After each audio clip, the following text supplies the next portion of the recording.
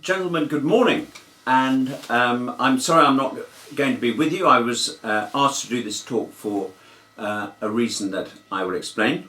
I'm sorry I'm not with you. I'm up in Sheffield, actually, as you're sitting there, and I'm sitting here feeling unrelaxed but trying to look very relaxed for my breakfast. I've got my coffee, I've had my egg already. I hope you've had a good breakfast, and I'm sorry I can't see you, but I will see you at some stage. I wanted to mention two things.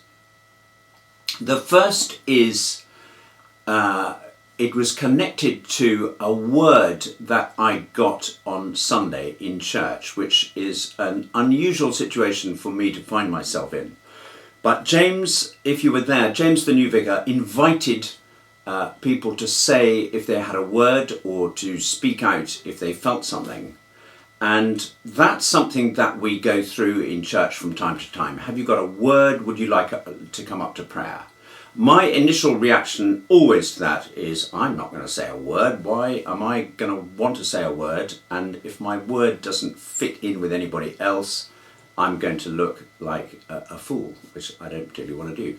So I suppress what I'm going to say. And it's the same going up for prayer. I'm thinking, I don't want to go up to prayer. I don't want to be looked at. I don't want people to think that I can't cope or that I need it or I've done something terrible. So I always resist those feelings, but sometimes the feeling rises within you. It's there's a sort of pressure which comes up. And I remember standing there on Sunday thinking, I've just got this thing, it may be wrong, it's about men. I didn't know about the men's breakfast, or I'd forgotten about it and didn't realise it was coming on, and it was directed to the men. And I thought, oh dear, and then normally the vicar says, anybody got a word? There's then a pregnant pause for about 5 minutes while nobody says anything.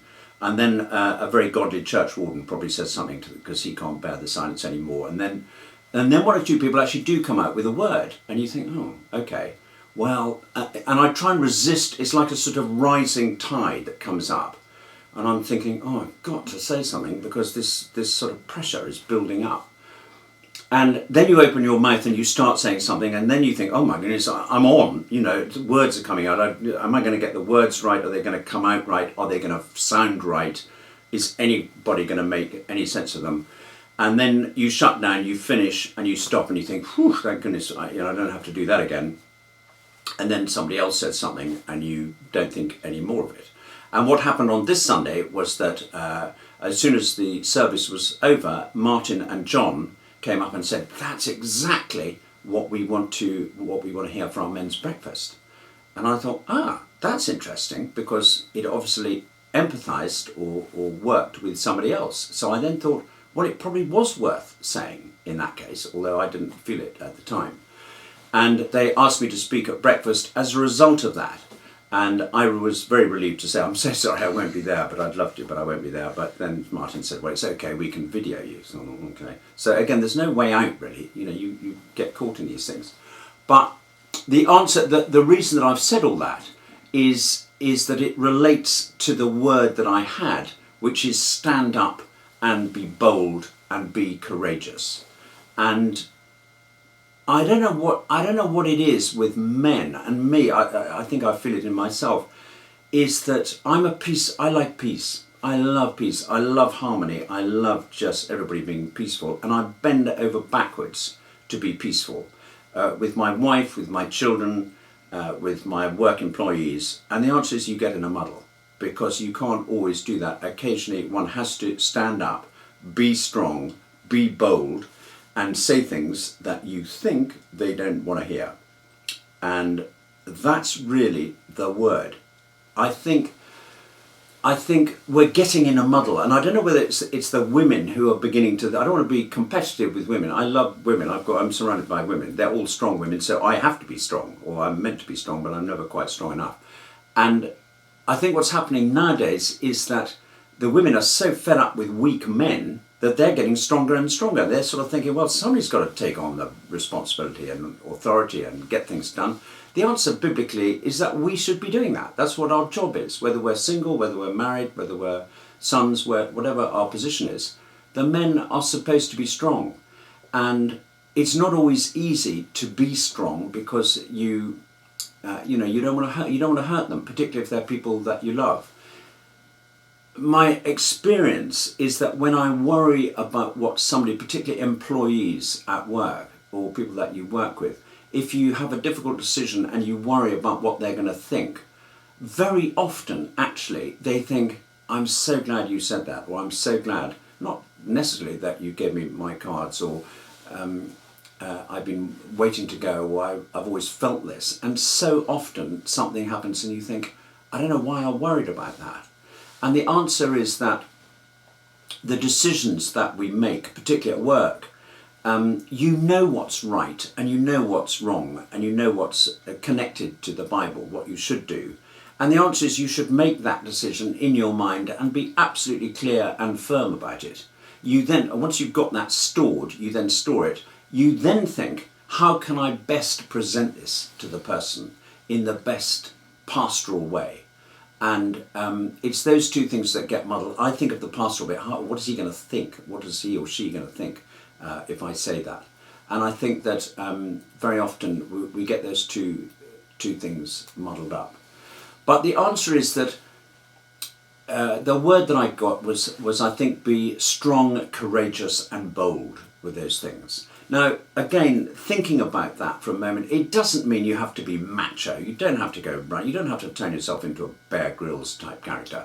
You don't have to be aggressive. You don't have to be swaggering about with your chest out and all the rest of it, and all that, swinging swords and battle axes. You don't have to do that. You can be quietly in control. You can be quietly strong. You can be quietly bold. And that actually often has much more effect than anything else. The reading that I got this from, and odd enough, it's the only verse in my old Bible here, Joshua 1. It's the only verse that I've actually got written in the front, which somebody gave me. It comes from the book of Joshua, chapter 1, verse 6. And the Lord said to Joshua, son of Nun, he says this, be strong and courageous, because you will lead these people to inherit the land I swore to their forefathers to give them. He then repeats it, quite interesting, he then repeats exactly the same words. Be strong and very courageous. Be careful to obey all the law my servant Moses gave you. Do not turn from it to the right or to the left, but you may be successful wherever you go. Do not let this book of the law depart from your mouth. Meditate on it day and night, so that you may be careful to do everything written in it. Then you will be prosperous and successful. Have I not commanded you? Third reminder coming up. Be strong and courageous. Do not be terrified. Do not be discouraged, for the Lord your God will be with you wherever you go.